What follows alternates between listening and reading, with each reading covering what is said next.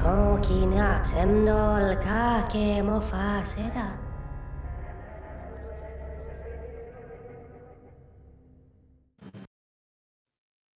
Welcome to Talking in Stations, a podcast about EVE Online. I am Matterall.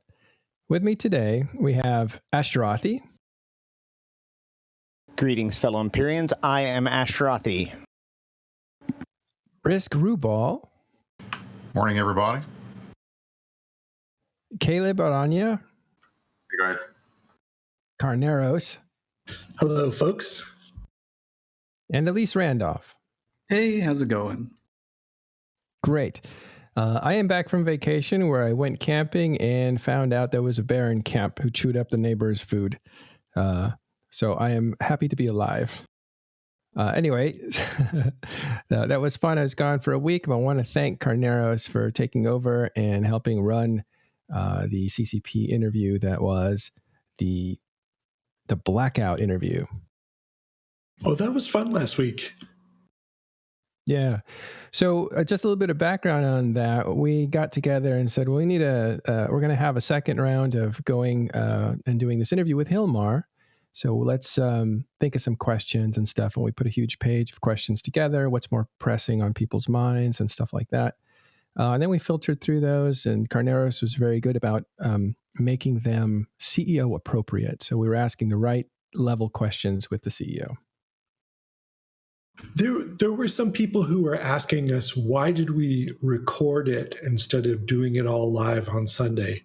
And I told them it was for scheduling reasons so that we could get the right combination of people together in the room. And instead of moving our Sunday show to a Wednesday, we just recorded it.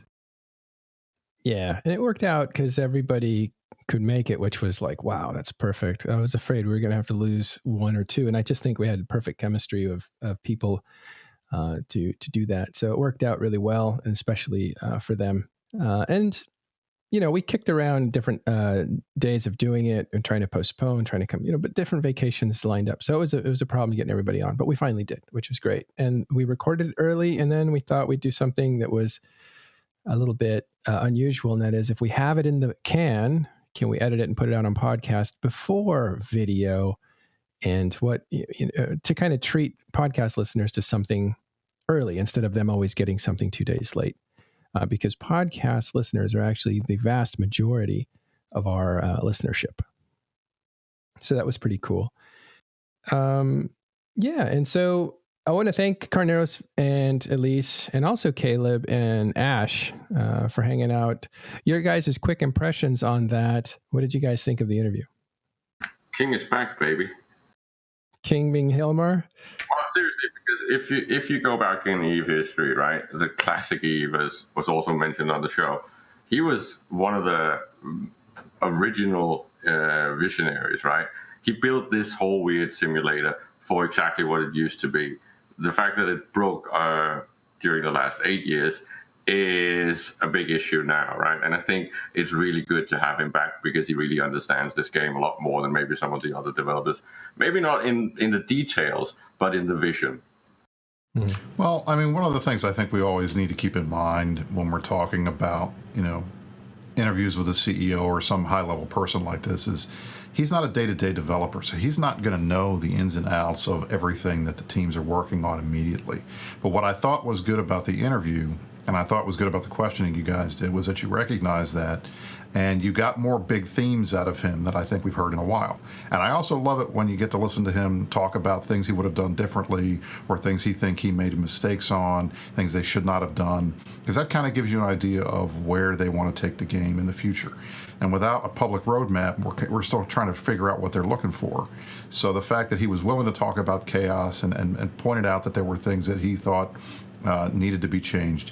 It's stuff we've heard him say, I think, before, but having it all there right in one place, especially right now, I thought was very good. So I think listeners got a treat if they had a chance to listen to the whole podcast.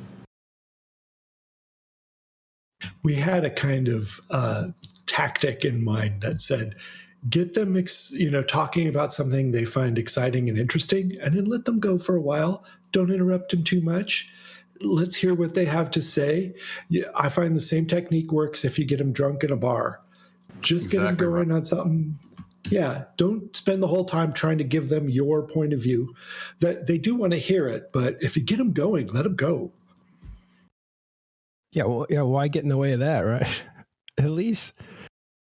I mean, I thought it was super interesting just to see how at least Hellmar especially views the game and the problems with the game, and his, I guess it does seem that he's had over the last 3 or 4 months way more agency in the direction of the game than he has in the previous 10 years. Like, I don't know if that's just him being more involved and talking to, like, just knowing where the game's going, or if it's him throwing like his CCP weight around a little bit, or his CEO weight around a little bit. I don't know like exactly that dynamic, but I find it like quite fascinating. And I was shocked just at how he viewed the game, what he viewed to be the problems, like the number one problems and the strengths and the weaknesses. He also mentioned a kind of interesting sci-fi book that I guess they based a lot of the Triglavian lore off of, or at least the concept of the Triglavians, called the three-body problem. The three-body problem. Yeah. And I picked that up after the interview. Like, I think like within an hour, I just grabbed it from Amazon, and it's an interesting read. I really quite like it. I don't read a lot of sci-fi, but I found it to be really enjoyable. And just to put it into perspective, right?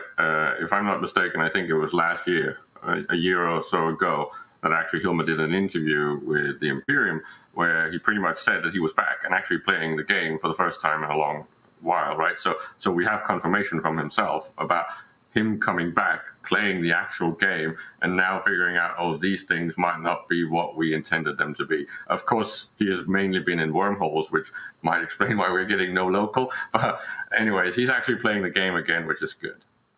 Well, it's actually funny because I've had a couple of conversations with him over the years, and one of the things that I've heard him say more than once was they never intended for Intel to be the perfect, for local to be the perfect Intel tool that it has become.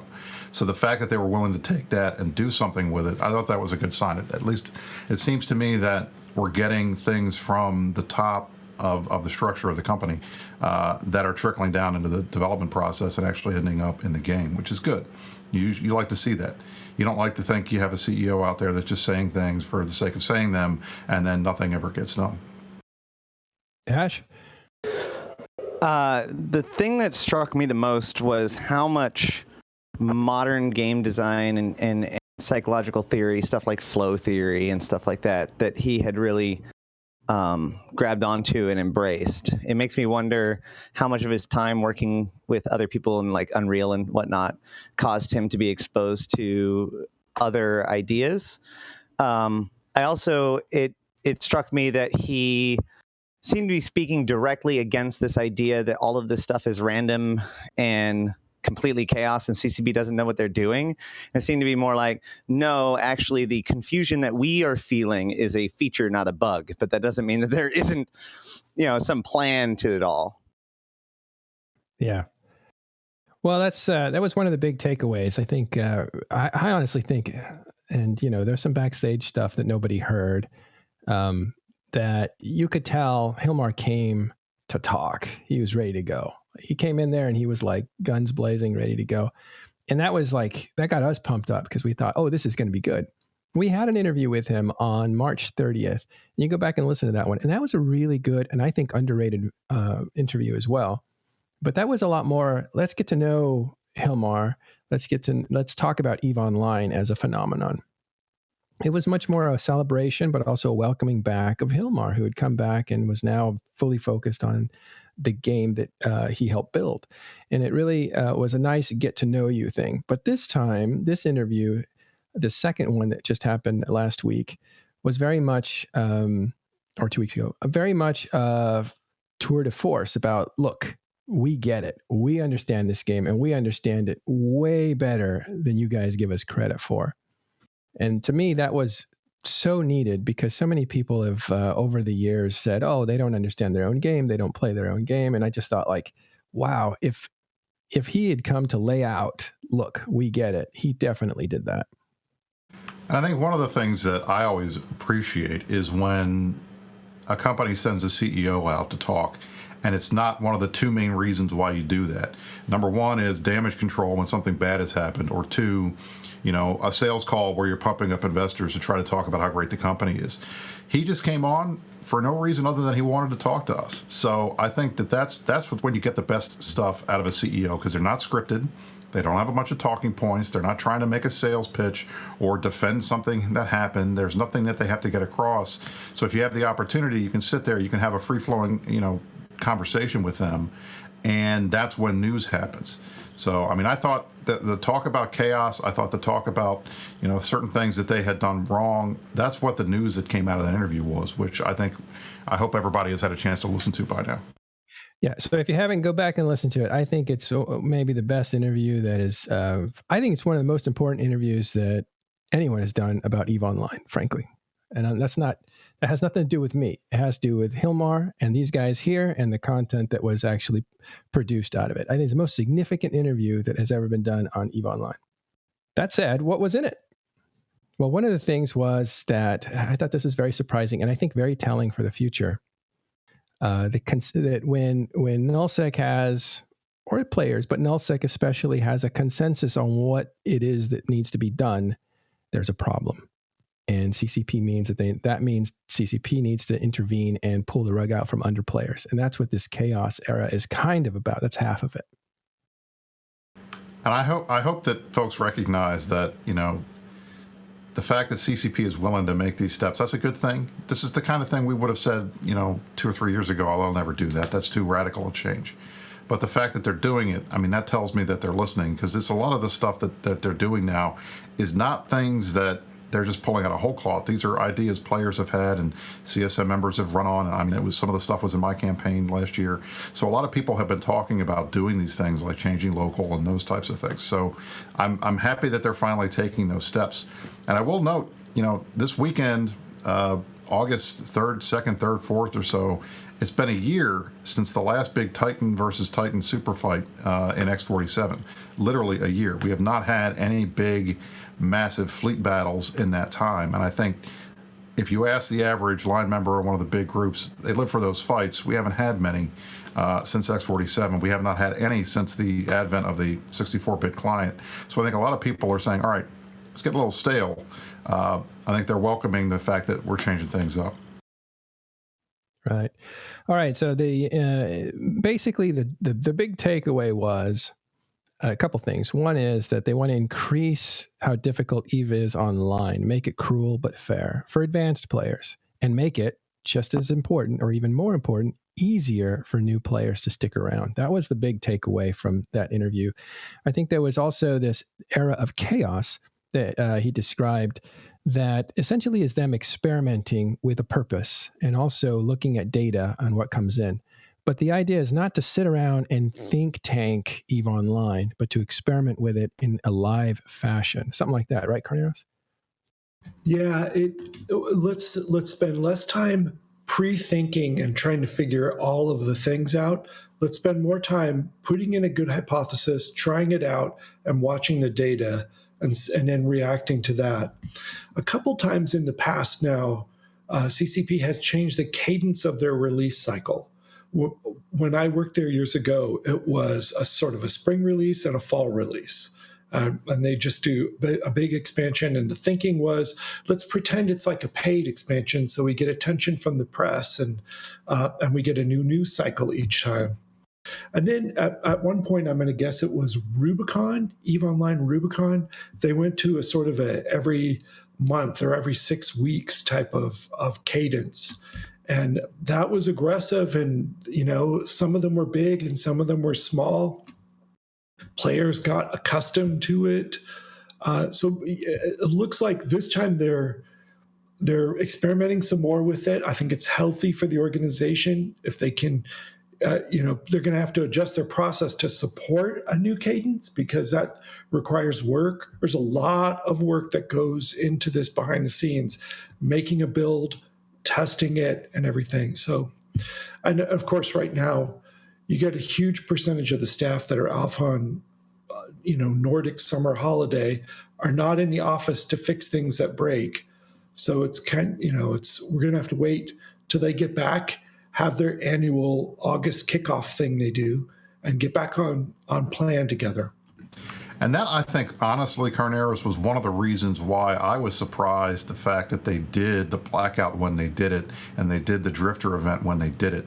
Running things in the summertime for CCP has not been a standard thing, and you're taking a pretty significant risk when you're making a major game change like blacking out, local and null, and then having everybody on vacation. And I think we're noticing that to a certain extent now, because if you've seen over the last few days, local has been jacked up pretty much everywhere. Last night we were running around. I think my friends and I in Karma Fleet. I go out on a lot of Karma Fleet stuff, even though I'm in it. We spent about 3 hours running around about 50 different places in nullsec, and we were in the same local most of the time, talking to the same people. So obviously there's something going on with local right now, and they haven't had a chance to fix it yet. And that's, I think, largely because it's summertime. They restarted it once. The most amazing thing yesterday was that there was local in wormhole space. Yeah, which is terrifying. The opposite of you. It's like, suddenly you see that there actually is like 10 neutrals in local with you, and you're like, uh-oh. But at the same time, it felt like this is not so seriously broken that they need to drag some poor engineer back from his summer holiday with his family and say, or her family, and fix this right now. It wasn't that broken. It was not that big a deal, folks. We'll get into this a bit more later. Last thoughts on Darkness, the Blackout interview. No, I think one of the important things to take away from the interview is the feeling of almost mea culpa, right? The fact that they almost admitted, or at least Hellmar did, that some of the things that were done during this whole period of X number of years, it's been a lot of small mistakes, a lot of Band-Aids. There's a history of Band-Aid fixing things from CCP because they're running a game that's single shot. It's an ecosystem. You can't really do the same things that you do in other MMOs. It's a lot more complicated. So a lot of features are pretty much brought into the game to fix something that's a problem. And then later you can kind of fix the problem, but then you can't really remove the Band-Aid. And this has to do with a lot of the feedback back and forth between player base and the developers, right? And I think now someone like Hellmar, because he's an engineer, he's a programmer, he's actually one of the original visionaries, he's kind of bringing in that macroeconomics perspective that we've been missing for a long time, right? Or not focused on, because it does actually mean something if, well, I call it easy mode, Eve, right? We have a flattening population. We don't have the growth anymore. So there's not the same whole scarcity thing. There's not the same struggle. There's not the same incentives to destroy other people, which means you end up getting the whole blue donut thing. And it just continues and continues and continues. If we can get back to fixing some of these things, we might actually get a playable game, and we might even get growth again. Let's do Shrathi and Elise. Yeah, the biggest confirmation, or the biggest thing that struck out to me is just the knowledge gap, or the goal gap that exists between the player base and CCP. The way that the player base views the game and the goals that they have for the game, and what they think is good or bad for the game, and what CCP does. And this idea that CCP are going to make changes that they believe will make a better game, and that whether or not a specific feature or a specific change is popular or not is expressly not one of the metrics that they're using. He said that some of the changes are going to be wildly unpopular. So it's about making a game to their design, not just like, let's give the players what they want, which is what a lot of players sometimes think when they're evaluating CCP's decisions or the way that the game should go. So it's just yeah. Just fast, right? Can we just agree that Eve got popular by unpopular opinion way back in the day, right? That's pretty much what drove the entire game. The fact that they did things and no one else did. All right, Elise?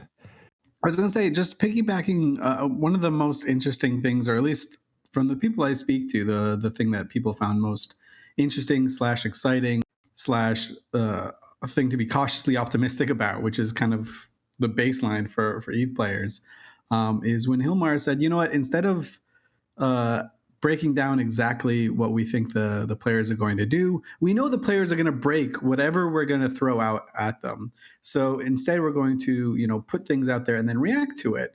And that type of like iteration and just like throwing changes out, seeing what happens, and then acting on it is something that players have been like begging for, asking for, wanting, like more than anything. I remember CSM 7, it was the main platform for Celine, who got the most votes of anyone in that CSM at the time. Like all he wanted was, or his platform was like, yo, just iterate on stuff, throw stuff out there, see what happens, and then iterate on it when we break it, because we will break it. So that people have been like really, really excited about that. Obviously, they want to see it happen first. They want to see they want to see an example of CCP saying, okay, well, we're iterating on this now. We threw this out 3 weeks ago. You guys broke it this way. Here's how we're changing it, or we are changing it. So a lot of people are just waiting on the edge of their seats saying, you know what, Eve is fun now. We're like killing a bunch of people in our little gangs. It's fun to be back. But I want to see what happens like next week. But I think they've started to do that, though. I mean, if you look at the way that the Drifter event was handled, that was dumped in everybody's laps. It became a thing for a week. They tweaked it multiple times during those time periods, and then it's died off. Or at least as far as I can tell, it's died off. So I think they're finally listening. And I know you're absolutely right, Elise. I mean, one of the things we talked about at CSM 13 with them was iteration is fine. We're okay with it. Change things up, shake things up. If it doesn't work, roll it back. If it does work, keep it in. So there's nothing really. I think they're finally hearing, after multiple years of us telling them the same thing, that the community is okay with this. And I think so far that's largely proved to be true. And one more thing before I shut up, to Asterosi's point about doing things that are unpopular. One of the things I always try to equate CCP as the government of the EVE Online world. I mean, they are the guys in charge. They're the ones that make the changes. They're the ones that set the rules and what the laws are. And there are going to be times when you absolutely have to do stuff that's not popular with the people, because it's what needs to be done to fix a problem that cannot be addressed any other way. So there are going to be times when they're going to have to do stuff that most people don't like, most players don't like. And I think one of the good things about EVE, and some people might say it's a bad thing, is this game is so dang addicting that even if they make a change you don't like and you say, I'm walking away, maybe you do for a couple of weeks, but you're going to come back. And that tends to be something that anybody in this game has done multiple times. They've left and come back. It's just the nature of EVE Online, whether it's sunken cost fallacy or just the fact that we love our community and our friends and we come back for them. I feel like this is one of those games where the devs have the opportunity to make unpopular decisions and not be as penalized for it as they might in some other game. Ash? I was just going to say, I think that both of you really nailed that point about the iteration thing. And I think that this is honestly one of the biggest sources of the consternation or maybe the cynicism about the interview and about all of this stuff going on, is because historically CCP has built up this track record of not doing these kinds of iterations in the past. And as you just pointed out, there actually are several really good examples of them iterating rapidly on various different projects within the last year. So things have changed, but the player base's perception of it hasn't. So when they say things like this, they hear that CCP is just going to break more things and leave it in a broken state, because that's kind of mapping the past behavior into the current philosophy. But I don't believe that the evidence bears that out. I think that this is a pretty good change overall. All right. So that was the interview that you should go back and listen to. And if you've already listened to it, listen to it a second, maybe even third time, because as far as I'm concerned, there's a lot of detail in there. And going back and listening to it myself, I've been able to pick up new stuff that I missed the first time around, like the purple donut that was put on there. So anyway, check that out. That is I think it's going to be, again, something that people come back to and reference. So you'll want to know what it is. It's called the Blackout interview. It's from Talking In Stations. You can find that on talkinginstations.com. How successful was it? Statistically, we normally don't discuss this in public, but it's actually over 10,500 listens on the podcast, and it's about 2,000 or 3,000 on YouTube. And I didn't look at Twitch, but essentially it's getting up there to about 15,000 impressions, which is way beyond what we usually do. Sometimes we get up to 7, to 9 at the most, but up here we're like looking at 14, 15. Before it's all over, I imagine it'll be over 15,000 impressions, which is great. So successful interview, I think, and we're really happy that CCP shared the stuff they did with us, and we hope to have them back anytime they want. Chat is broken. You brought that up just a second ago. Is there anything else to talk about that? If not, we want to move on to more Blackout stuff. The only thing I would say is that if you haven't been in game or if you have been playing casually, the last couple of days, what we have noticed in the game as you're jumping around is local is following you, and you're not getting the blackout in parts of nullsec. In wormhole space, you're getting local. You're actually being able to see who else is in there. So for whatever happened, we don't know exactly for sure because we haven't heard anything other than that there's stuff going on with chat and they're trying to work on it. It has been kind of wonky, and there's no rhyme or reason to it. So I'm not sure what exactly it is that has broken, other than the fact that we're seeing a lot of random behavior from chat. And generally speaking, that's not good. But given the fact that we're in the middle of the blackout, folks shouldn't be relying on local anyway. So I don't think it's as high a priority to fix as it might otherwise be. In nullsec, right? Is this only broken in nullsec or broken everywhere? Oh no, it was extraordinarily disruptive in HiSec yesterday. Oh yeah, Gita 4.4 was jacked up too. Yep. All of it. I got to haul a lot of stuff under the guise of not being able to be seen yesterday. I'll just put it that way. I just want to tinfoil for a little bit, because the whole thing with local and potentially things like observatory arrays and all that stuff pretty much was discussed when structures was rolled out. And one of the things that was an issue was the way that the local chat system was built. And this ties into the whole thing of moving the whole chat system onto a cloud. So I'm just saying that there might be some tinfoil hattery going on here, because this might be because they're actually trying to get something done on the back end, which can actually bring features that we might want that has nothing to do with just blackout. Let's stop tinfoiling and ask Carneros the truth. Oh no, there's nobody there at this hour, at this time of year, working seriously trying to develop new stuff on that. However, if they don't take advantage of the Triglavians as a lore explanation and cover afterwards, they're missing out on an opportunity. This is something the Triglavians would love to have done if they could have thought of this. All right. That's the best thing with the Triglavians. You can blame everything that breaks on them from now until the end of time. They used to say it's a feature, not a bug. Now they'll just say it's lore, not a bug. Exactly. All right. So chat will be back. Don't worry, guys. Let's move on to something I think is incredibly important, and I have had people say that I'm incredibly wrong, and I'm willing to listen. Z Killboard has decided that the automatic reporting of kill mails will be delayed by 2 hours. Exempt from that are the kill mails that you put in manually. And with us today to discuss that is the creator and owner of Z Killboard, Squizz. How are you doing, Squizz? Great. Thanks for having me here. Thanks for coming. I'm a big fan. I was wondering if you could talk a little bit about your decision to do that. Well, after hearing your interview with Hellmar last week, I actually implemented that a week ago. It was delayed only an hour, and I made the announcement yesterday and bumped it up to 2 hours. Oh, wow. What in the interview convinced you that that was a good thing to do? The fact that he's considering looking at third-party tools and what they can do to make it more difficult for the players. That inspired me that, hey, maybe they're looking at delaying kill mails. Let's give it a shot, see who notices. Nobody noticed. And then I made the announcement yesterday, bumped it up to 2 hours to try to keep it a bit fair now that everyone notices. Oh, wow.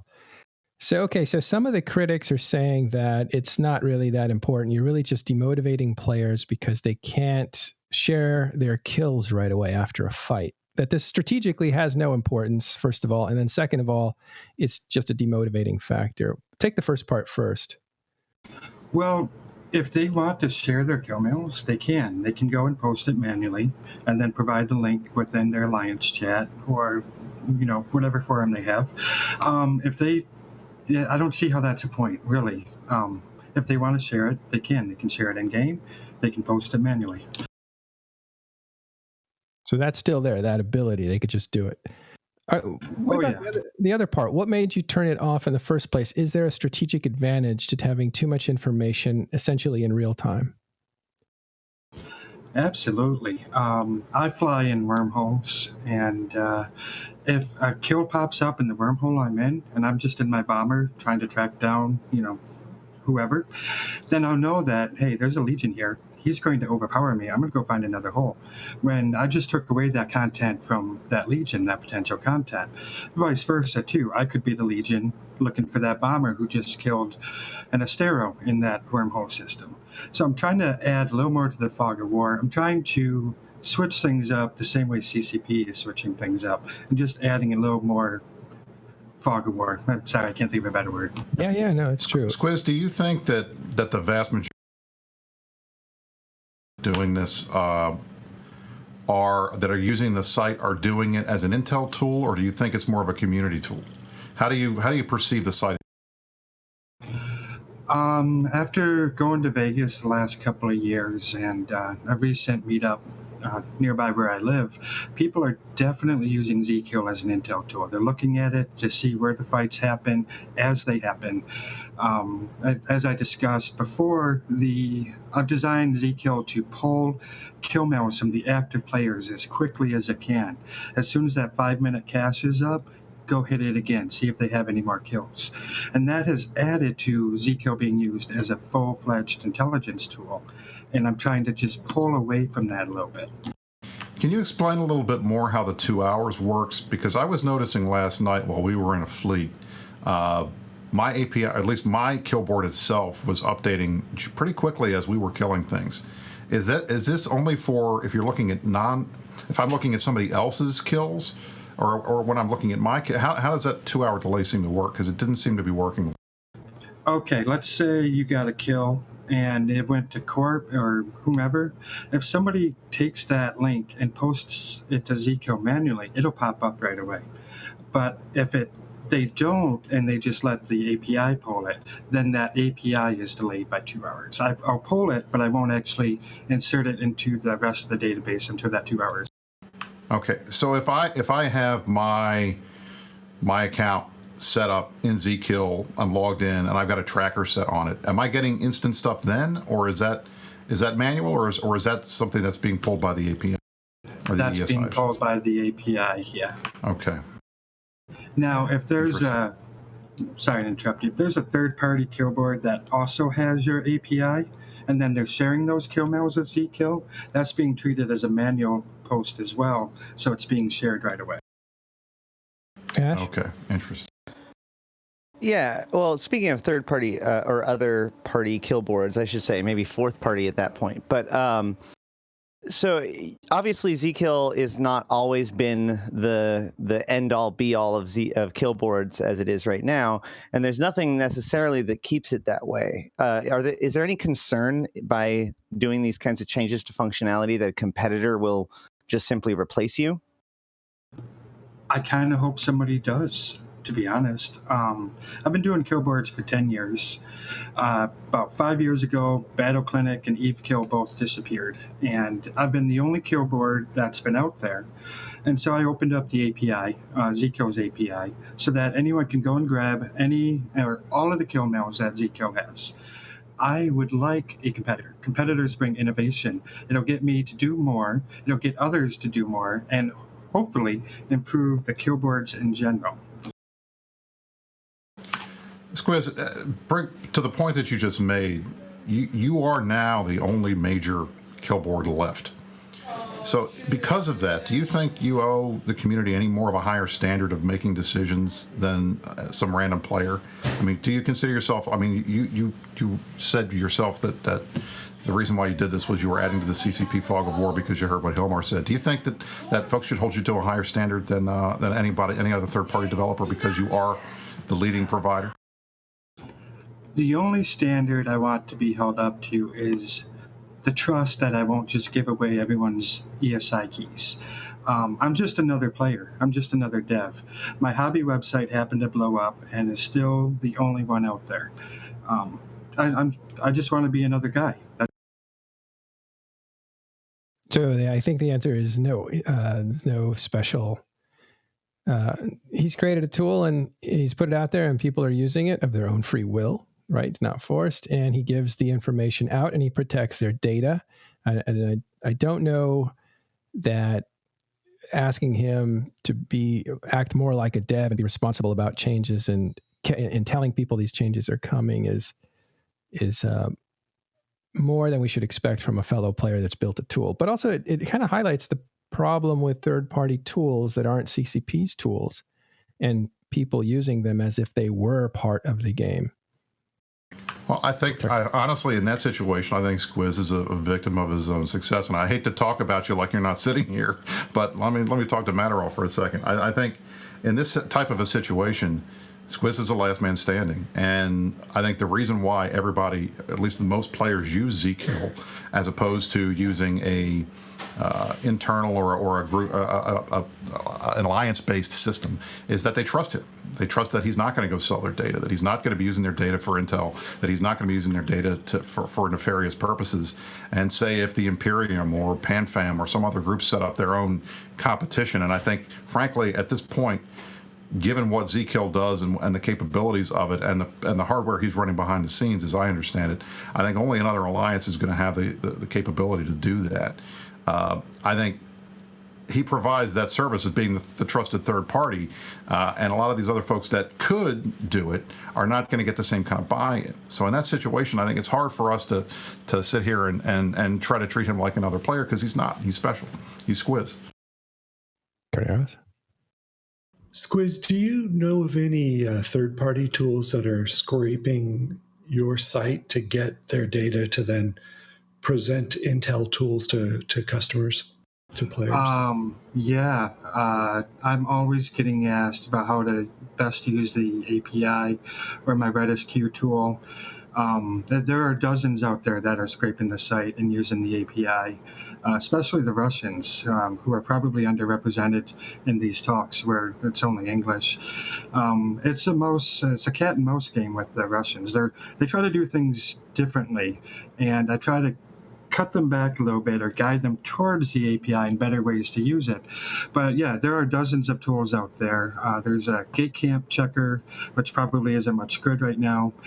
There are other kill boards out there that scrape the API, and yeah, I have no problem with that. Just be reasonable with how you treat the API. Question from the audience. It's Blunty says, is the Zkill API delayed as well for scrapers? Yes. So how this works is, instead of just dropping that kill mail right into the main database, I'm actually dropping it into another, we'll call it a table for these purposes, into another table. And then when these kill mails are a certain age old, then they'll get moved back with the rest of the kill mails. So the Zkill API is not getting fed any of these. So the website and the API are mirroring each other. Okay, so you've actually then added more fog of war, as you said, by delaying information about ships destroyed in real time. We imagine it does have an effect on FCs. Do you think Dotlan should follow suit, since they did with your initial experiment where you blacked out your site when Blackout actually hit? Do you think Dotlan should follow suit in the same way, 2-hour delay? That would be nice. However, Dotlan utilizes many more API endpoints than Zkill does, and I think Wallery he'd have his hands full setting up that delay. I'd like to see him do it. Haven't talked to him about it yet. Maybe he will, or we just might have to wait for CCP to implement these delays themselves. Right from the source, yeah. Elise, did you have something? I just piggybacking on something that Brisc had mentioned, where kind of just by out of nowhere, Zkill happened to be the de facto source that everyone uses. And I do think there's kind of like an interesting question lingering out there. If someone were to make a competitor site, how long would it take for it to be trusted and stuff? There's always these rumors that like, oh, this tool is actually owned by goons, so whenever you put anything in there, they're stealing your data. It does seem that you kind of like or fell PL. into, yeah, exactly. But like, yeah, so there was this rumor, even back in the early days of EVE Online, there was a jump planner tool. And the rumor was that Band of Brothers, like someone from Band of Brothers, made this jump planner tool. And anytime you put in a route, they would steal your route, and then they would go there and try and kill your capital because they knew. Yeah, exactly. So it's kind of funny how kind of crazy Eve players get when it comes to these third-party tools. So it's kind of like an interesting conundrum of whenever someone makes a new thing, like how are you gonna kind of fall into, I guess we can call it cribba status, where you're trusted that you're not going to give away these ESIs, that you're not going to manipulate the data against me, especially in this time, in the real world where it feels like everyone's manipulating data and stealing information on you. Well, okay, let's say somebody made a kill board. They could make a kill board that completely fed off of Zkill. Zkill has 90,000 some API keys. They wouldn't have to accept any API key on their kill board. They could feed off Zkill, provide all the same information that Zkill has in whatever fashion that they see fit. And I would be okay with that. More competition, better innovation. One thing I think is important to note, at least, and I can't speak for the wormhole stuff because I'm not aware of whether that's in the game or not, but a lot of the data that I think people are using Zkill for in terms of intel, namely systems where a lot of kills are happening, where people are kind of active, all of that stuff is mirrored in the in-game map. So do you think, Squizz, that because you're doing this, that's going to force players to use the in-game tool? Or do you think that they're just not going to look for that intel because it's not easily presented to them on your site? Oh, it's funny. I actually had this conversation with my girlfriend last night. And the way I answered her is that hopefully this gets people to actually go fly out, go to other systems, go 10, 12 jumps, and look for the fights, look for content, rather than relying on a website to provide that.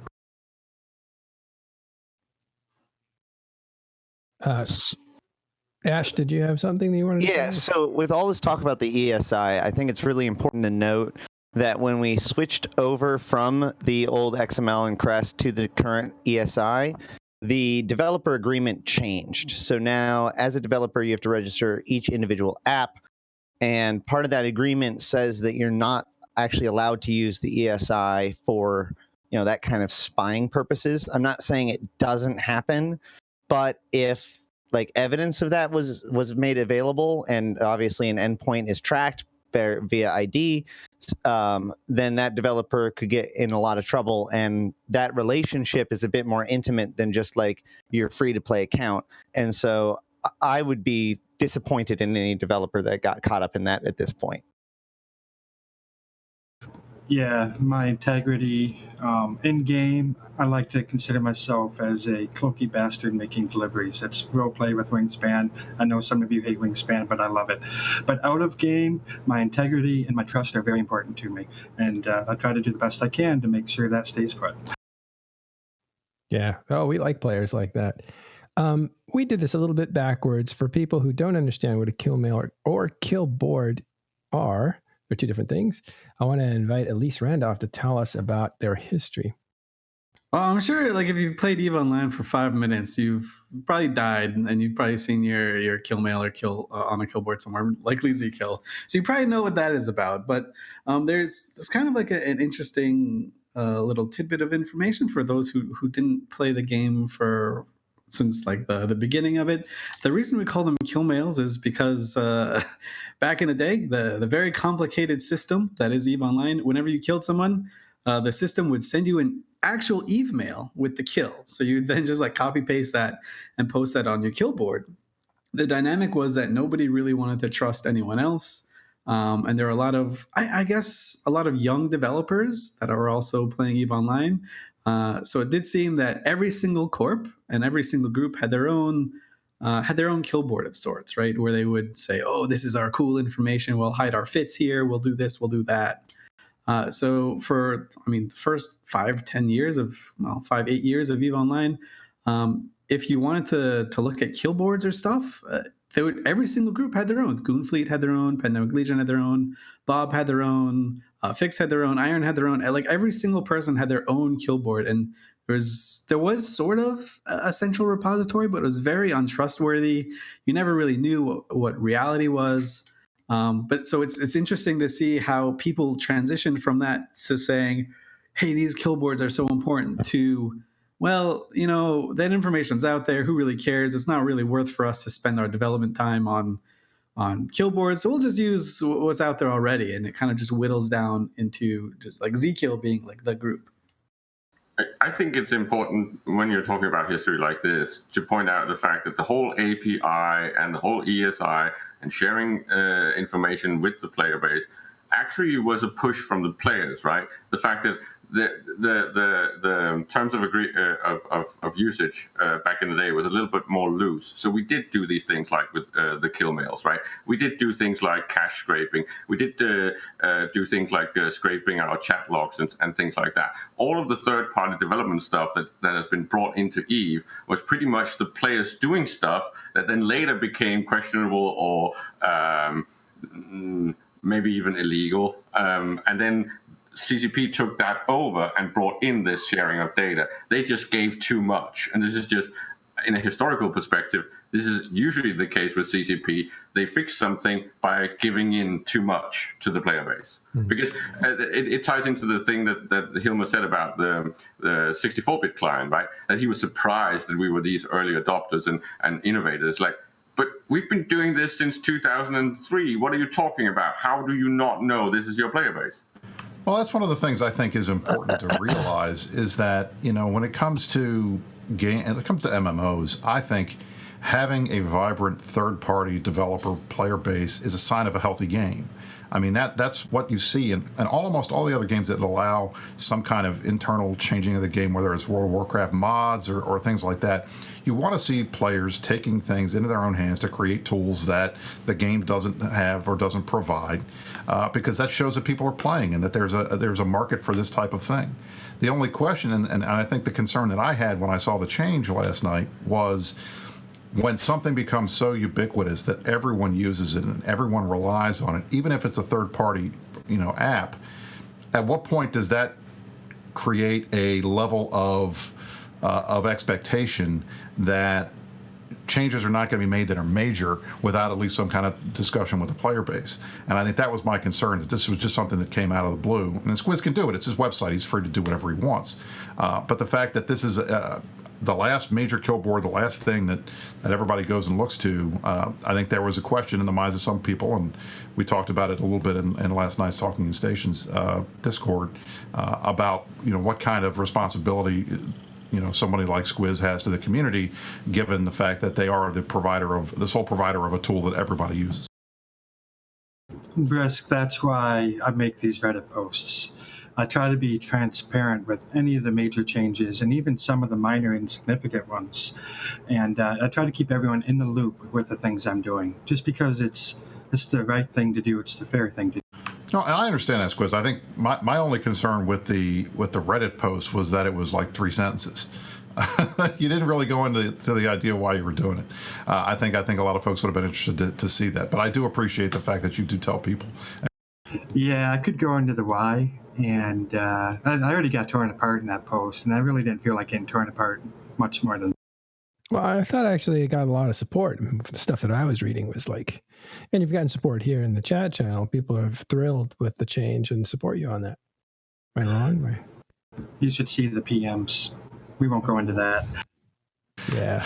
I think all of us who are a little higher profile will have some stories of crazy people PMing us. Although I bet you guys don't get as many requests for green cards. No. Never. Oh, fill out that joke so people know you work. I'm the U.S. politician. Everybody knows that. So everybody seems to think that I can get them in the country if they don't live here. So I get a lot of emails requesting. All right. So thanks, Squizz, very much for joining us. Is there anything else that you would like to tell us? As I said last time, if you're interested in making the kill board, I am more than willing to assist you, provide my experience to you, and help you out. So if you have questions, come to me. I'm available.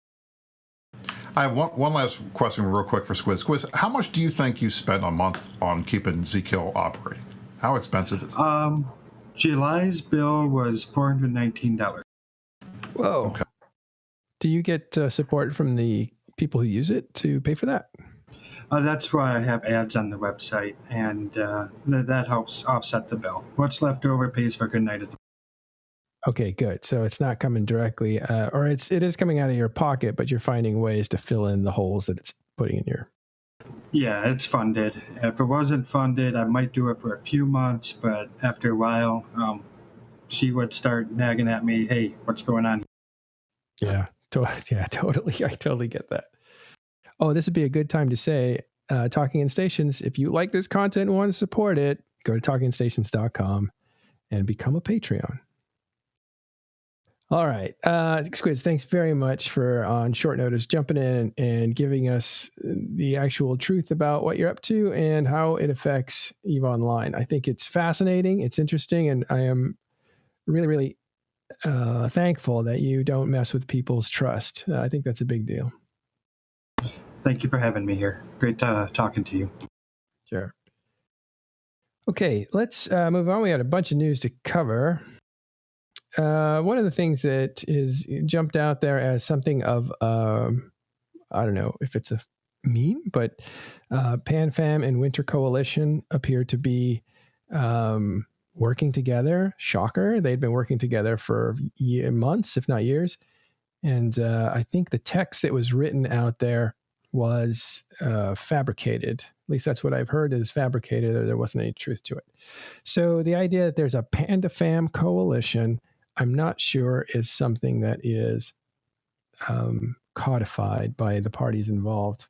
Anyone have any information? Go ahead. I think it was kind of, it was completely fabricated from the information that I know.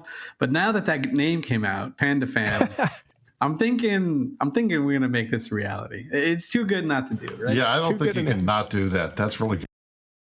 But in reality, as Matterall said, the people in like the PanFam, which is still a weird name to me because Pandemic Legion are like the shit.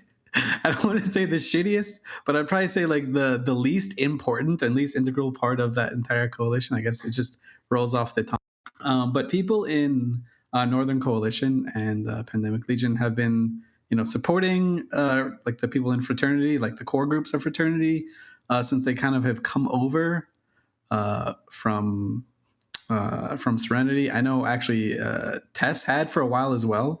There's a lot of support to try and not necessarily woo them, but this is potentially a huge block that's introduced, that's becoming introduced to the game, or our version of the game. So there's always like, hey, let's be friends, wink, wink, nudge, nudge. But for now, I think the scope of the dynamic is, hey, you guys are fighting, and we can kind of easily get there. It's not on our turf, which in this new area of space that we're trying to build up the ADMs for. So, hey, we'll help you to prolong this battle or to prolong this war, far from home for us, but easy enough to get to. So yesterday they were trying, Metashow was trying to give out the information that Vili brought forward, which was that fraternity or Winter Coalition was, hey, Hoffman, thanks for those subs. Thank you very much. That fraternity was having a big problem now that Blackout had hit because they were essentially botting up the defenses of the region. And so they're actually, their defense ratings have actually, ADMs have gone down. And I think even Noisy Gamer might have confirmed that. Is that something that you were saying, Caleb, earlier? Like that was a big takeaway? Well, I was just saying that he pointed out that there was actually numbers showing these things. So it was not just entirely fabricated or picked out of the air. So I'm wondering if that's the case, if Fraternity and Winter Coalition as a whole is getting weaker because their ADMs are dropping. Would that cause any political situation where Winter would want more help, closer relations with PanFam? I mean, I don't think PanFam or anyone in that area has really pledged more support. after the blackout. I think it's kind of been the same over the last couple months. But I mean, maybe I'm super out of touch and wrong about that, but I don't think I am. All right. Well, I'm wrong about something. Noisy didn't confirm that. He said branch went down 90%, not winter space. So my apologies for bringing and that up. I would say, at least in my personal experience, when we do a lot of roams into fraternity territory, because they form and they come back and they hit you back pretty hard when you come in there and try to take out their orcs and stuff. So we get a lot of fights out of those guys. I don't think they need PanFam. I mean, to be honest, they are extremely good at response. They know what they're doing. They're pretty fearless. I mean, these are the guys that'll drop 3 or 4 Titans on every gate in every pipe system and bosun everything coming through just to try to catch a small group of bombers. So I feel like, you know, this is one group that does not need hand-holding, and I don't see much of what PanFam would be able to offer to them that they can't already do themselves internally. So I'm kind of surprised to hear that rumor is more than just a rumor. I would be surprised if it was. Carneros? I think it probably started from people seeing some fraternity tags in like Malpace or something, and thinking, okay, well, they must be over here ratting, they must be over here working together more, and it just sort of turned into a rumor from there. I don't know. Any of the times I've personally been in a covert ship in Malpace, I have not observed any of those myself. But it's one of these like rumors that's kind of fun to talk about, right? So this is kind of like and I really hope I don't insult anyone. It's not my intention, but it's kind of like the bread and butter gossip that EVE Online players who have no idea what's going on in the world, they like to talk about it, and they like to pretend like they know what's going on. Like everyone likes to pretend that they're in the know. It's like a really cool concept to say, oh man, Pandemic Legion, Northern Coalition Data, and Horde are, you know, creating a fortress drones, and they're going to be the power to take on goons. And, you know, to fight them, they're going to enlist the power of, you know, darkness is going to come back into the fold, and Winter Coalition is going to prop up their numbers, so they'll have time zone dominance and blah. Then this is going to create the biggest war that we've ever seen. Like, people like to just theorycraft about that and just tinfoil a little bit. It's fun to do. It might make no sense, but it's just something that EVE Online players have done since the beginning of time that I've been playing EVE. Right, like I remember being in high sec. I was a low sec pirate for a while, and I lived in high sec, did random stuff, and everyone in my corp kind of had some sort of side to take in Delve 1 between like goons and the entire northern forces and the entire southern forces. Everyone had like a theory of how the war was playing out. These people had literally never left like the same pocket of 5 high sec systems, yet somehow they knew the exact like inner workings of Band of Brothers high command and how Goonswarm would take the fight to them. So it's kind of like a time-honored tradition in EVE. This is how Elise injects a narrative into the bloodstream, by the way. Good example. Hey, I'll tell you, I wish it would happen, because when we sit around talking about this stuff, Elise is absolutely right. This is the kind of stuff that we all sit around talking about. But man, I would love for this to happen. We need a good war. The northern thing that Imperium did against NC Dot was not that much fun, I think, for either side. I would love to see a good war with some good slugfests and some more big Titan fights. We're due. It's been a year. I think it's time. So I would love to see something like this. I think we're all jonesing for something like this to happen. All right. Well, so the new coalition that also seems to be forming. Actually, let me take that back. So we've talked about. I want to say PandaFam, PandaFam, which would be the PanFam, Pandemic Legion, Pandemic Horde, Northern Coalition group, mixing with Fraternity, the leaders of the Winter Coalition, creating PandaFam, because, of course, the Fraternity is Chinese. Dominated alliance, so you get the panda in there. Okay. And their symbol is the panda. That's fraternities. Their logo is the panda, right. Okay, so the other thing is that there is another group that is forming up in Tribute, all that space up there. Do you guys know who's up there? If not, I thought there were random individual groups. There are. They seem to be starting to get into possible talks about forming. Yeah, I don't know if it's too early to talk about. We'll keep monitoring the situation. But up there you have, as far as major players go, Rote Capel and Trigger Happy. Well, sorry, Rote Capel and Unspoken Alliance. Unspoken was in the south. They moved up to the north where there's some vacancy up there in Tribute. And also you have Trigger Happy, Banderlogs Alliance, which is Russian, I believe, and Centipede Caliphate. They're kind of a minor player, but the big players are Rote Capel, which is actually a small group but very good, and Unspoken Alliance, which has also shown some teeth in the recent past. I mean, the Tribute's like a great area. Like there's nothing wrong with it. There's NPC stations all around it. It's right next to low sec and high sec, direct jump range of Jita, so like logistics is easy. It's like the super good entry level space. I don't want to say entry level, but it's just good space. Yeah. Like, there's nothing wrong with it. So I'm glad people are moving in. Hopefully it's more than just flag planting at this point. I don't know. Mm-hmm. Well, it's all talk, but they definitely have taken up SOV, and we'll see if they actually get together or they remain just a loose confederation. We'll see what happens there. Let's look at their section when the next MER comes out. Monthly economic report. Right. See what Is there anything says. below zero on the just I mean, that sounds to me like, we would call it aquaculture. You're basically, farming the ocean. Let's put some groups up here and let them grow a little bit, and then we're going to go fishing. Okay. Also have in it, something came out from them, public notice that they were no longer going to protect groups or people who asked for help. They were not going to protect them if they were in Aquarius. So this doesn't necessarily mean they're moving to Fountain where their other sovereignty is, but I don't know, what does it mean? Carneros, do you know?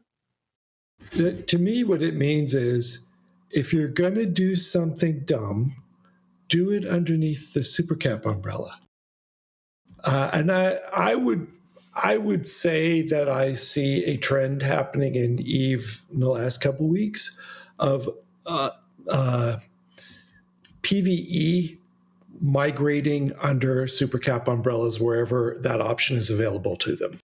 I think if you fly around today as compared to a month ago, you see a greater percentage of PvE happening underneath of a Super Cap umbrella because of the blackout and other things happening.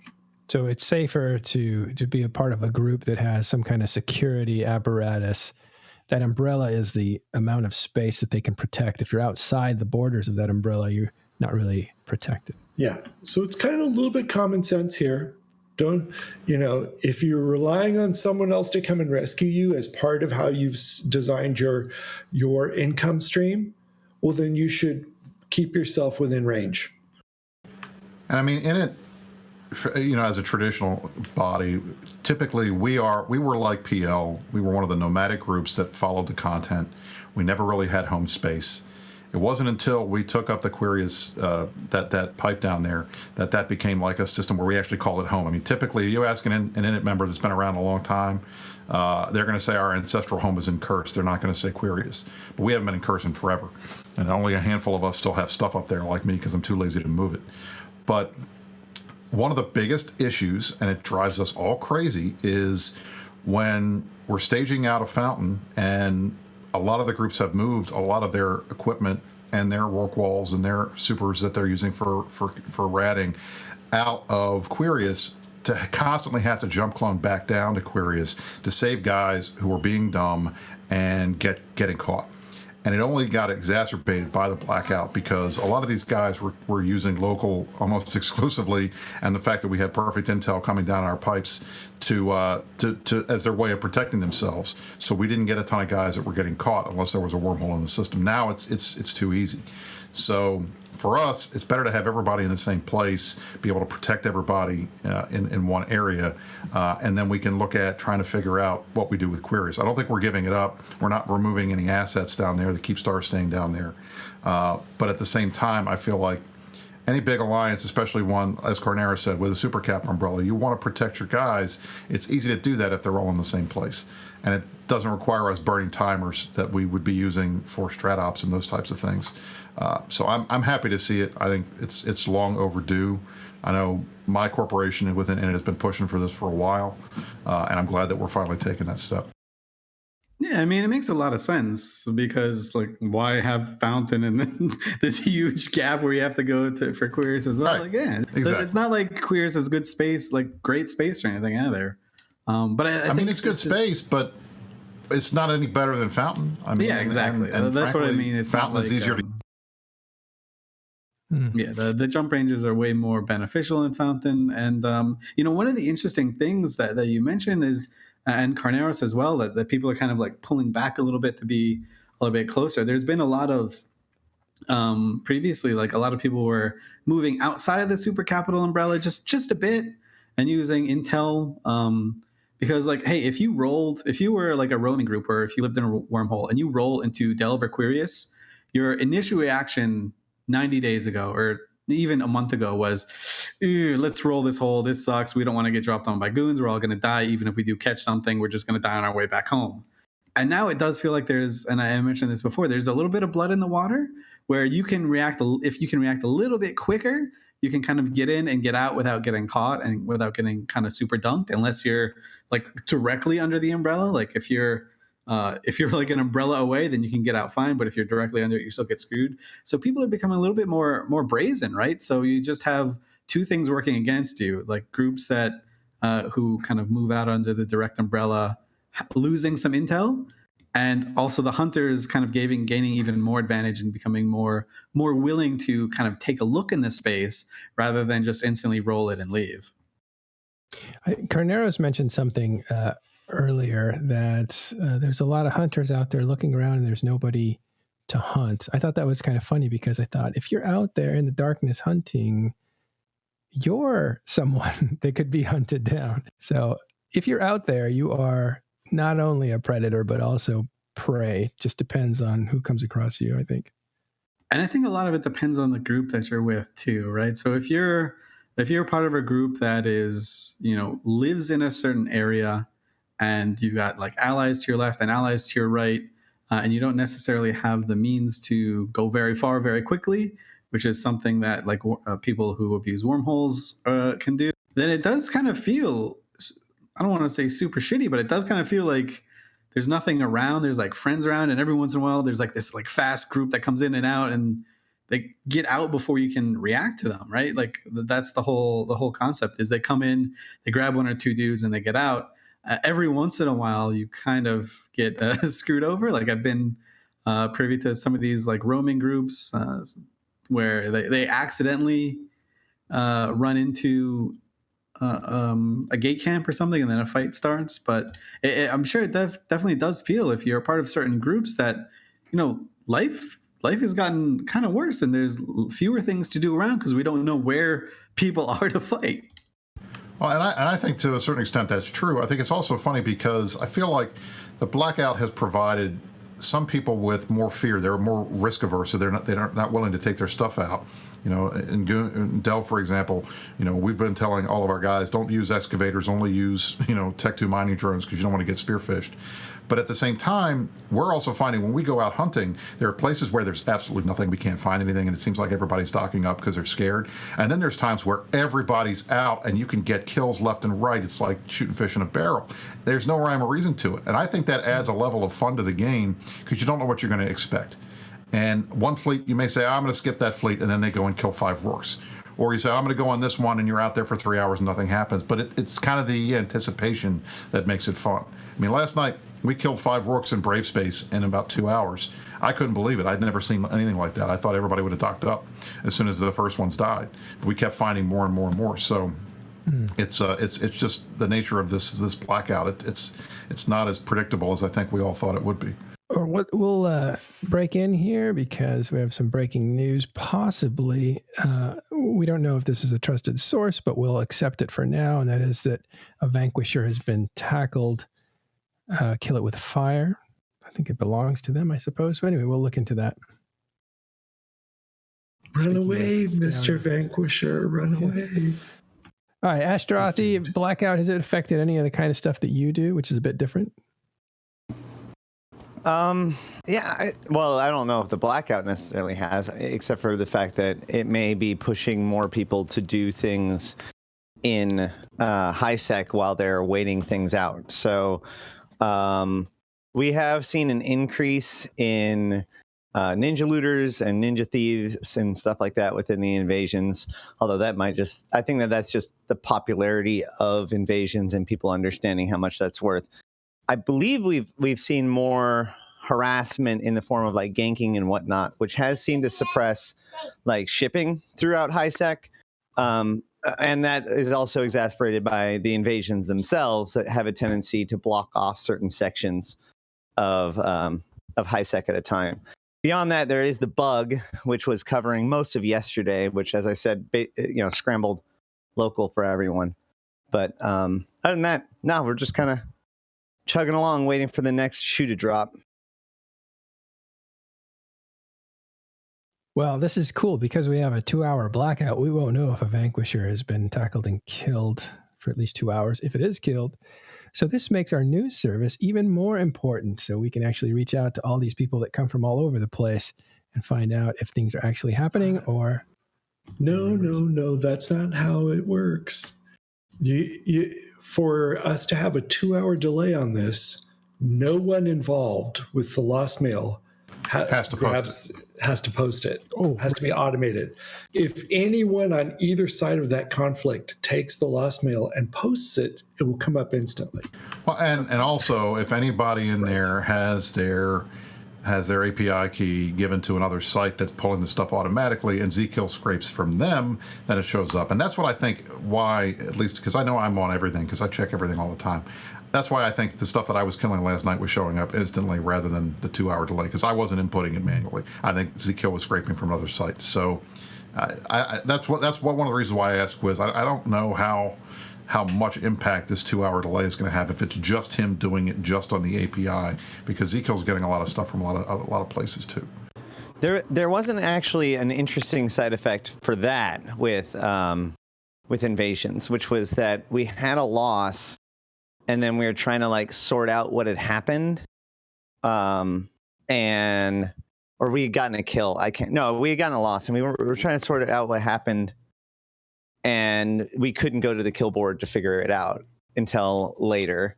So beyond that, I mean, that's the only effect that we've had. Squizz responded real time. Brisc, Zkill doesn't scrape from any sites, but other sites might share those kills.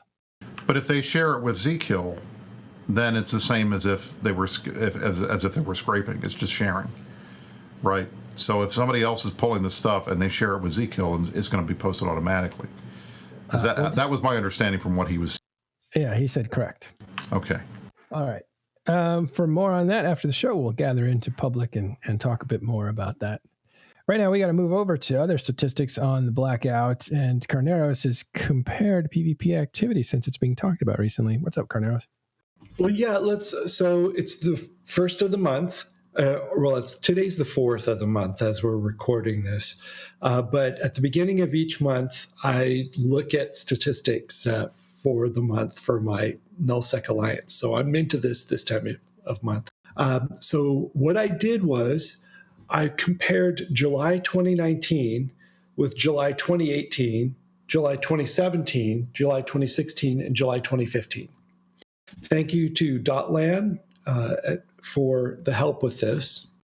And what I did was I grabbed some of much like Suetonia. If you saw that Suetonia post on Reddit, hang on a second.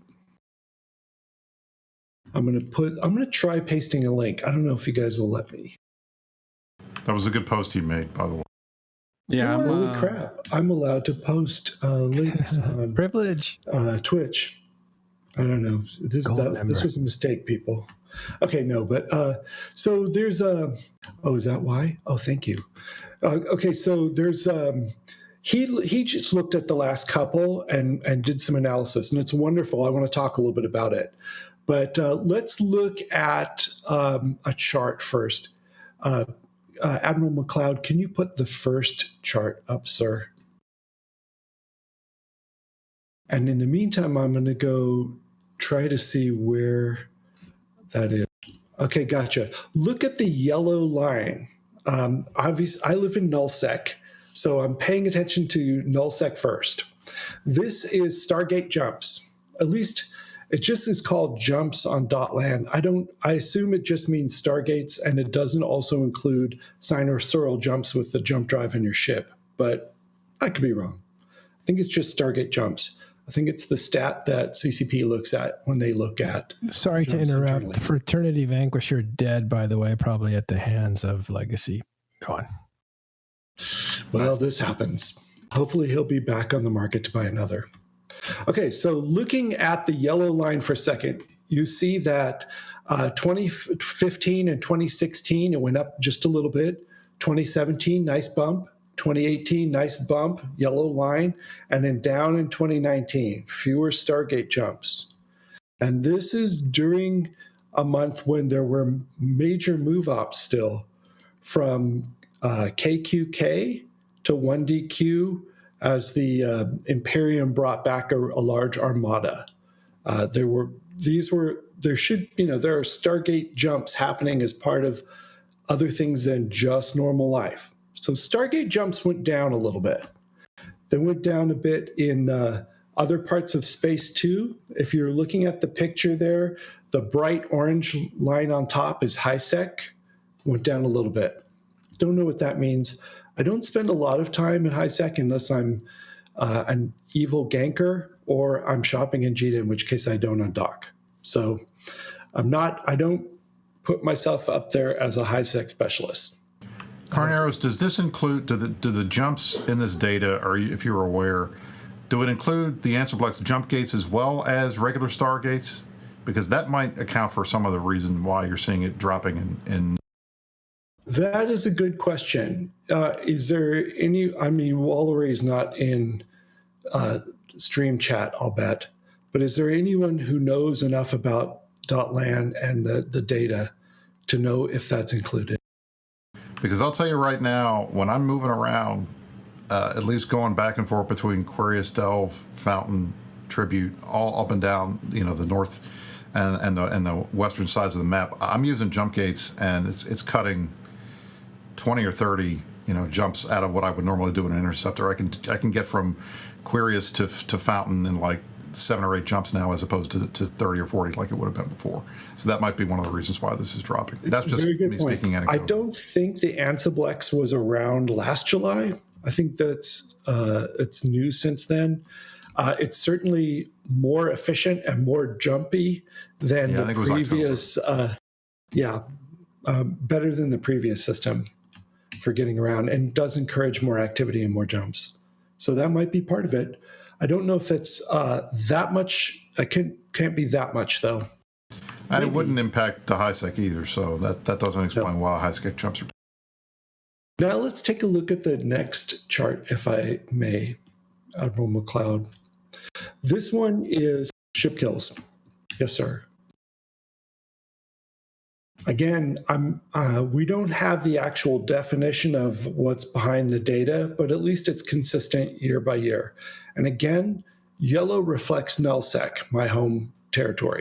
So one of the things you see is 2015, 16, 17, there's a trend of going up. 2018 had a bit of a dip from 2017. We don't know. Maybe there was an exciting war in 2017 that I'm not immediately remembering. We don't know why that dipped in 2018. It went up in 2019. More ship kills in July 2019 than July 2018.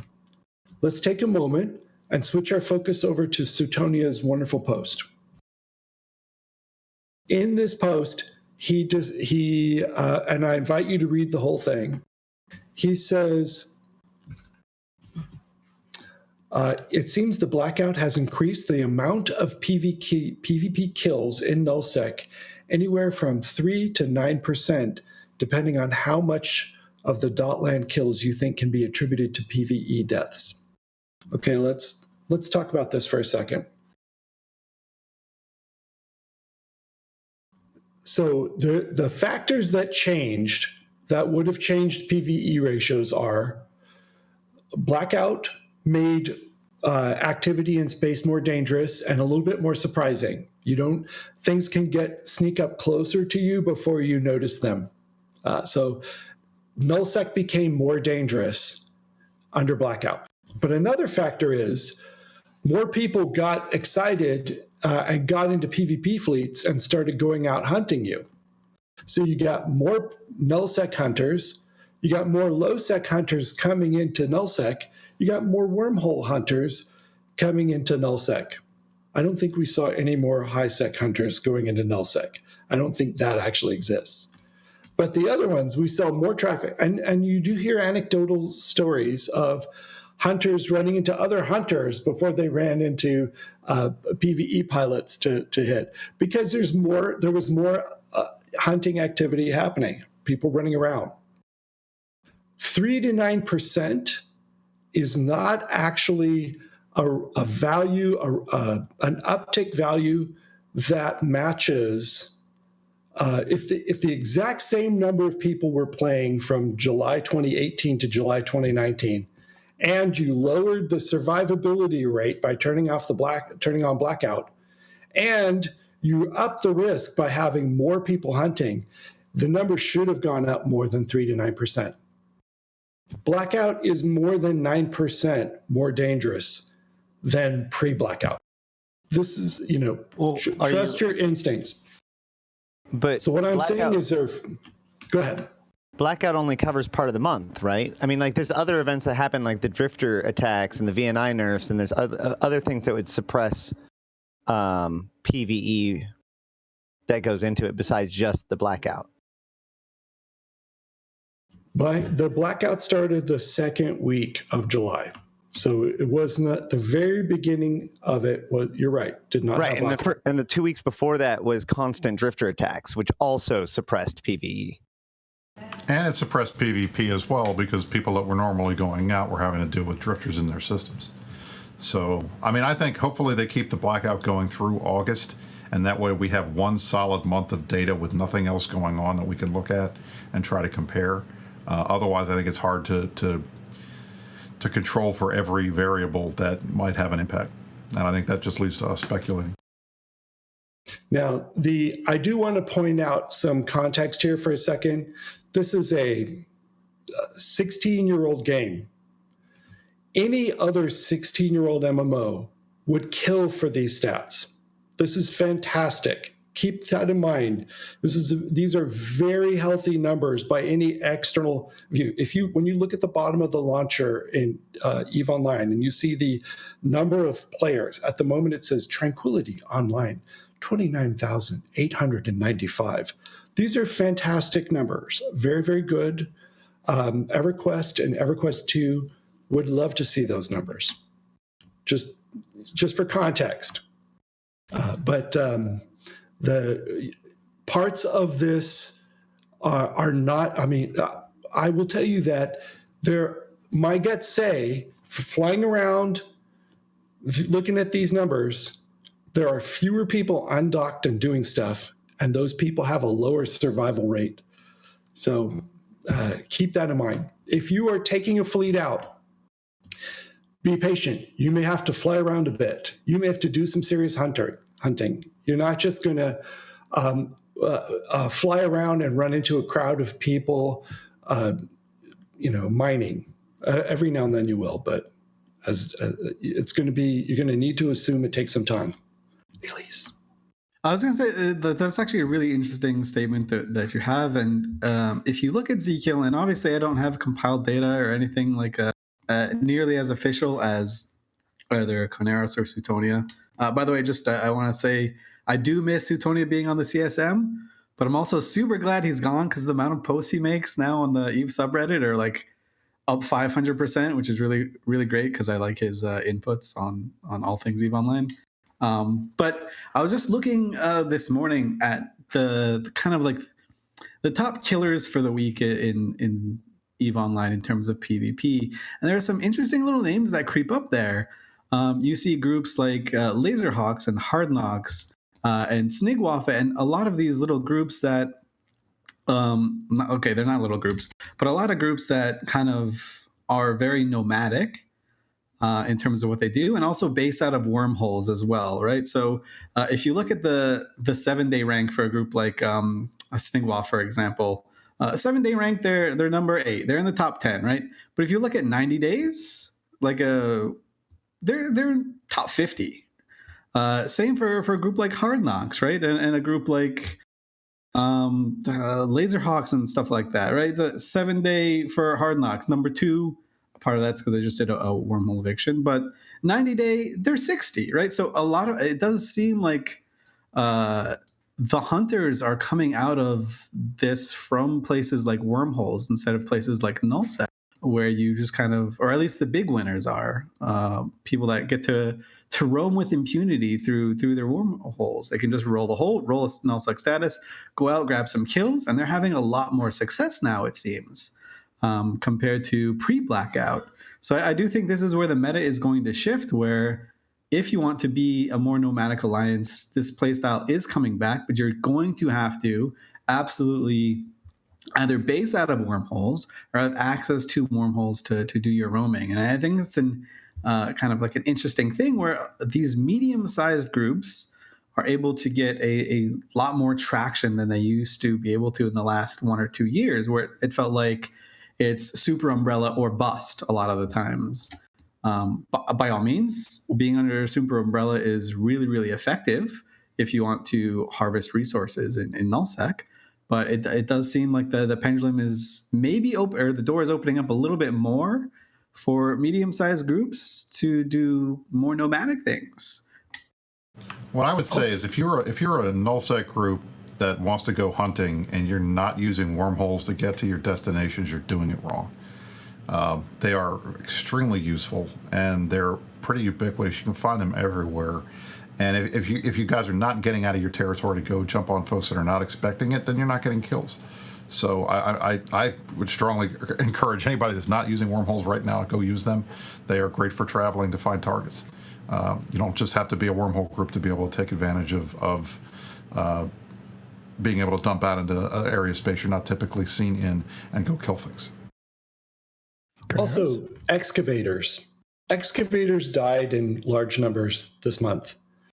Since they provide a kill mail now and are available on zKillboard, are they possibly being counted as ships, and that's some of the number of losses that we're seeing? Not from the wormholers, at least, because I thought that too. When I was looking at these little wormhole groups that were doing excursions, they didn't seem to be going after the excavators too often.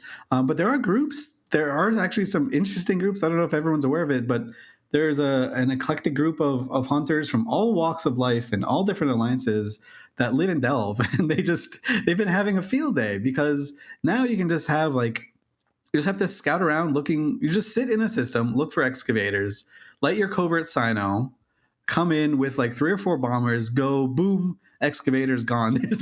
There's I guess this is probably karmic justice for excavators now. It seems like there's really no balance to, or no mechanic to save these excavators. You could be staring at your screen and you're still just dead, right? If someone notices that you have excavators out and they're prepared to handle it with a few bombers, those excavators are going to die regardless of what you do. So yeah, I guess karmic justice for excavators, thank goodness. That's why people have been telling everybody, don't use them, because you're going to lose them. That's the bottom line. You can't stop it anymore. Amen. I try to tell my guys, but there are 2 parts of the EVE. Well, there's 3 parts of the EVE economy that are kind of broken at the moment. There's too much ISK coming in, there's too many minerals coming in, and there's not enough ISK going out. There might be, there might be more that should be pointed out, but a chunk of the too much minerals coming in is basically the fault of the excavators. So if we stop using them, that's a good thing. It's healthy for EVE. And that, I don't know whether that's an unintended consequence of the blackout or an intended consequence, but it's definitely a consequence, and I think that's probably a good thing. Well, we had asked I think it was Falcon, or I told them that it looked like CCP really put the brakes on the overmining of nullsec.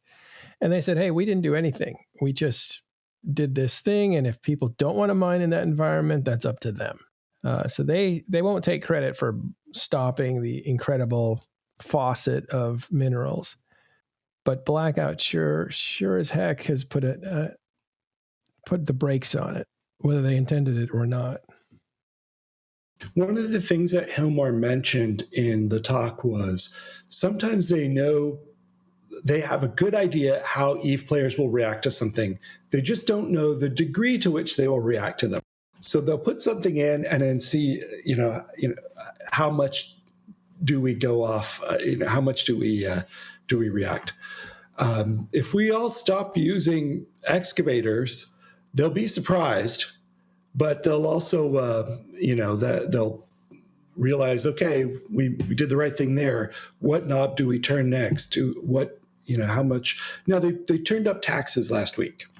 Right. That not enough time has gone by for us to really see how that's going to affect things. But they're going to watch to see to what degree do the players change their behavior because the taxes went up. Do they start offshoring more? Which someone should explain what offshoring means here. Well, it's pretty much a way to avoid the high fees and taxes of NPC stations, right? And it's primarily been used to get an added benefit or save some money on the Plex market, right? And those RMT, so to speak, items. But no actual player groups have actually effectively moved a lot of markets out of the NPC trade hubs, and this is very much because of safety, right? So the market people have pretty much just added that cost, and that's been levied onto the end consumer, which is also why this whole increase in tax is both good and bad. It's good for the overall ISK faucet sink balance, but the problem is it actually does exactly the opposite of what was mentioned by Hellmar with the little guy, because this is going to be the little guy pretty much paying for this. Someone mentioned that it's like trying to fix a broken pipe by making your faucet leaving your faucet broken but increasing the size of the sink. It's not really that good. So it's a good thing, but it's also a really, really bad thing because it's going to be Highseekers paying the bill for this. The idea is to take out the money in EVE. There's too much money in EVE, so they're trying to take some out. It's going to affect rich players more than poor players, because it takes out more. Other way around.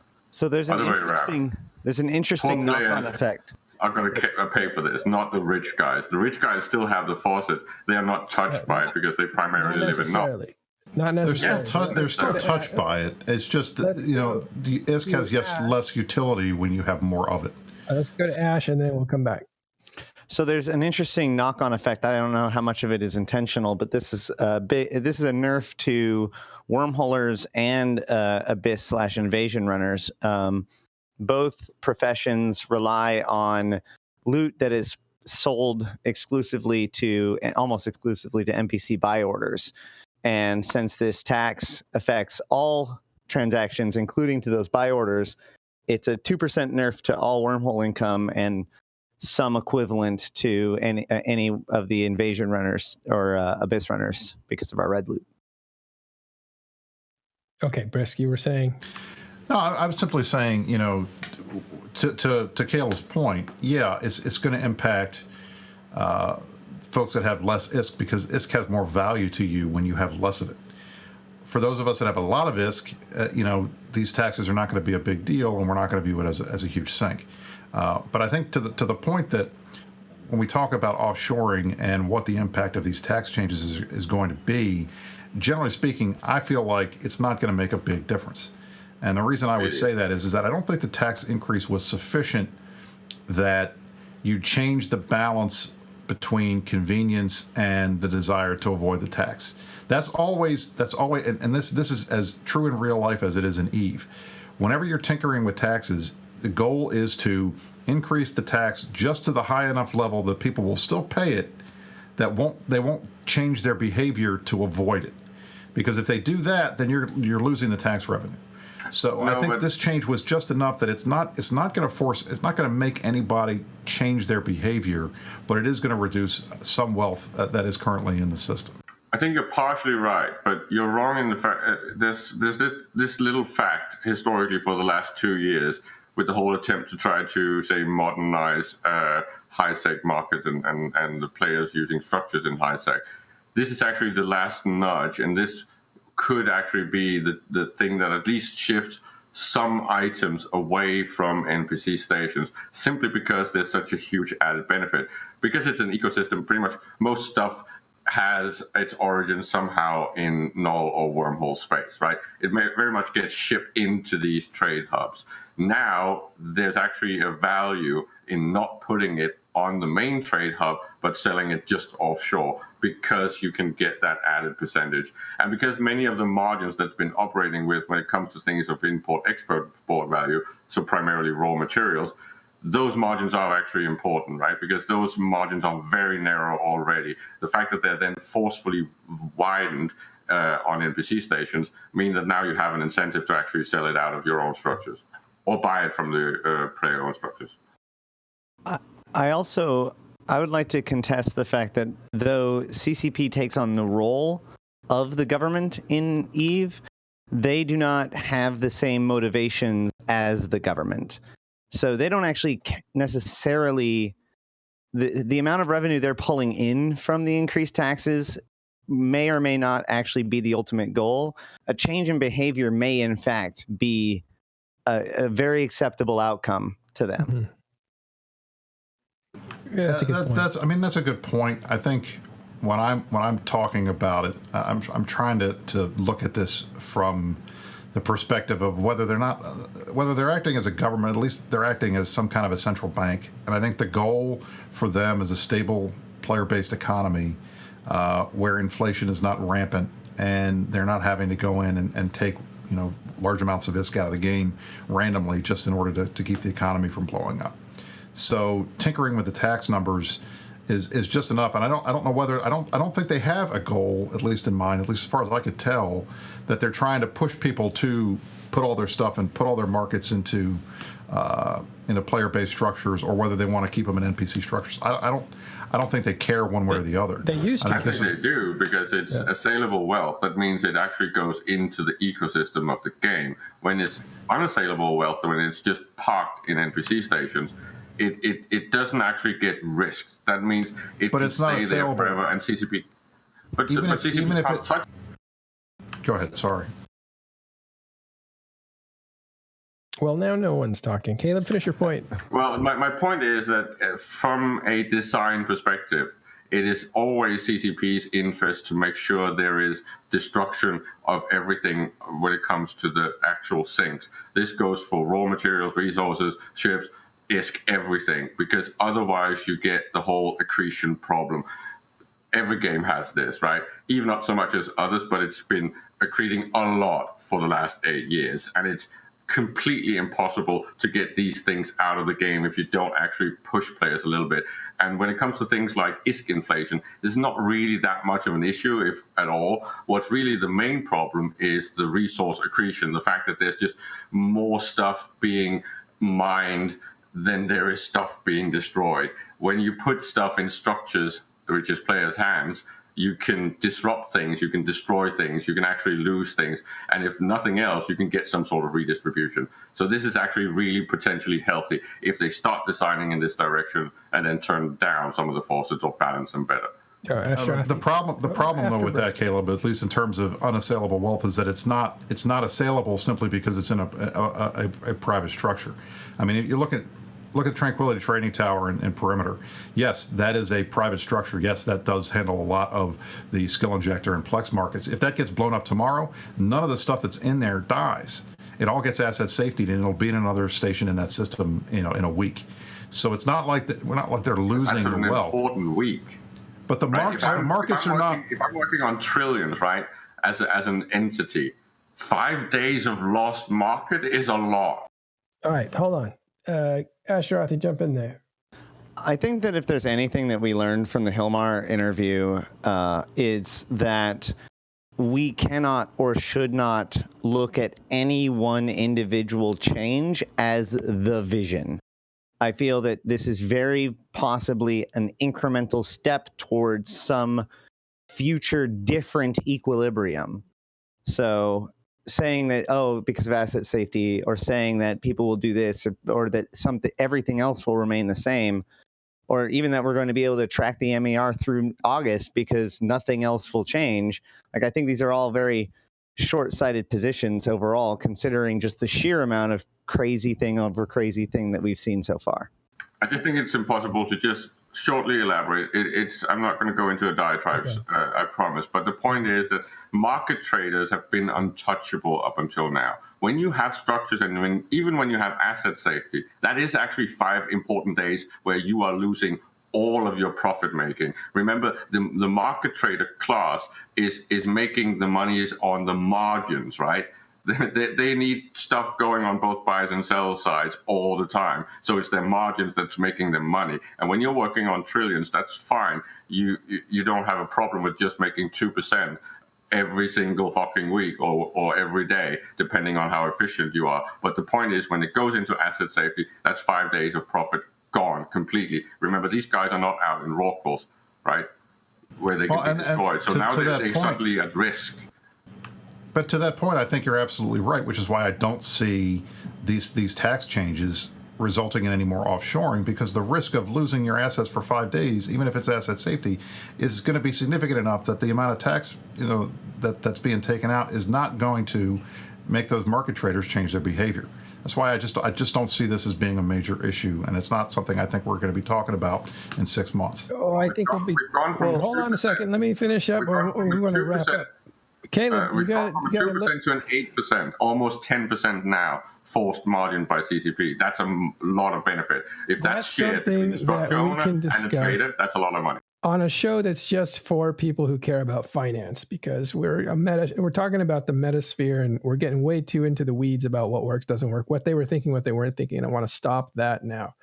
We're gonna finish up by saying that we probably will be talking about this in the future, because on the fireside chat, the Mittani leader of the Imperium has said that they are now breaking into the market business, which we knew about but couldn't talk about publicly. And that is that they have put pressure on Eve Mogul. Eve Mogul is then forced to join I Choose You, their competitor in the high-sec market for offshoring, which means taking up tax money by offering purchased items at a lower tax rate than the game itself defaults to. And that market is now being, or will be, controlled by nullsec as far as the protection racket. And all the money will be transacted by the people that they choose, which is Eve Mogul now, and ICU, I Choose You, which has been there for a while. So that's what's going on in those markets, and we'll have to see what happens. And if you look at the picture of what has happened in the past, just recent past, not a long time ago, CCP said it themselves. When all the players seem to agree there's a thing to do, they know they need to shake that up. So I cannot imagine that offshoring is going to enjoy all its profitability when all of nullsec is dominating it. Of course. We'll find out about that. Structures, when they got rolled out, got those competitors, Mogul and ICU and people like that. There's a few. And most of Null just laughed it off because they didn't think there was that much money in it. Then, of course, we had Gobbins coming in and taking part a little bit and getting some of the profits. But now the potential of profits is just so much higher because of these changes. Of course, they're not perfect changes, but they're a step in the right direction. There's an incentive to actually start having this new player-owned and player-controlled nullsec also laughed off CSM, and now they own it, right? Nullsec now they laughed off high-sec profitability, and now they're trying to own it. Like, these guys are coming late to the table after a proof of concept by somebody else. They're not geniuses. They just see what's working for stuff, and they're like, let's get our hands on that money. The instability in nullsec is creating a demand for them to find stable income, and now this becomes a lot more attractive to them. What I'm saying is CCP is looking at that too, and they're not going to, I think, allow offshoring to continue to be this gigantic money suck into very concentrated hands. That seems like a recipe for disaster. We'll see. Well, it's important to point out that one of the arguments from Null was that it was not enough, right? But now when the fucking pie is growing, there is incentive, because the cost to actually do these things is fairly high when it comes to all the tools that's necessary to actually make it effective. Just look at Mogul, which has created this entire economic tool that they're pretty much giving out as a service. That's an interest that brought this about. But for a null entity to start doing things like this and organize like that, you need to actually have the ability to make the profit that makes it worth it. Yeah. All right. We're at the 2-hour mark. We're going to wrap up. We're going to go ahead and skip, because we don't have time, our usual what players may not know section, but we'll try to get back to that next week. Do you want to thank everybody for showing up today, especially X Hoffman, who's handed out over 100 subscriptions, which is great because it allows people who are in the chat channel that he awards them to skip the commercials, which is really cool. We can't control that. Twitch does that, and we don't put up any artificial commercials for our own funding.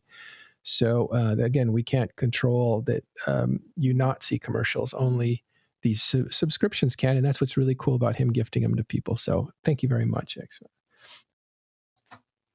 Hoffman. I also want to thank the guys who showed up today, whether they talked a lot or not. Ash Darathi, Brisc, Caleb, Elise, and of course, Carneros.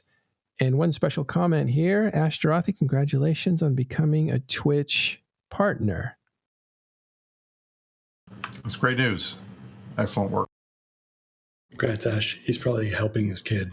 Yeah. It's one of those things that's actually kind of difficult to do for the Eve Twitch audience, which is rather small. So that's a huge achievement. So congrats, Ash Darathi.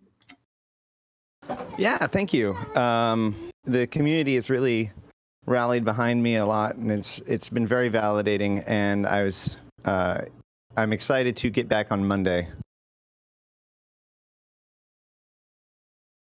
All right, cool. Well, normally we would raid you, but I don't. You're not on right now, are you? No, I don't stream when my son's around. I focus on him. What a great idea. Okay, a little more news. The Vanquisher looked like it got fleet warped off a staging citadel. Elise, do you know anything about that? Just from the quick after action report that people posted on Reddit. Who knows that if still Reddit's works? Actual true. But yeah, he apparently got tricked into a fleet and then just fleet warped off. That's awesome. It's the oldest trick in the book. That's great. Yeah, it's the exact same tact. It's like that and X in local. I'm tackled in the top belt. But it's apparently the same way, the same group that fleet warped the Nyx off the same staging for it the other day. So be careful who you accept fleet invites, friend. That's our sub-friendly public service announcement. All right. Well, I want to thank you guys for showing up, and everybody else. It's good to be back. And if you haven't caught the Blackout interview, that is must listen or must read or must view. We are going to have a transcript of it for people who want to read it instead, so they can go back and refer to it. And we're constantly working on that. It is a long process. We should be done within a week or two, and then we'll put that out. We're going to go ahead and raid one of our favorite guests, Pando. So stick around, don't go anywhere, and we will usher you to his stream.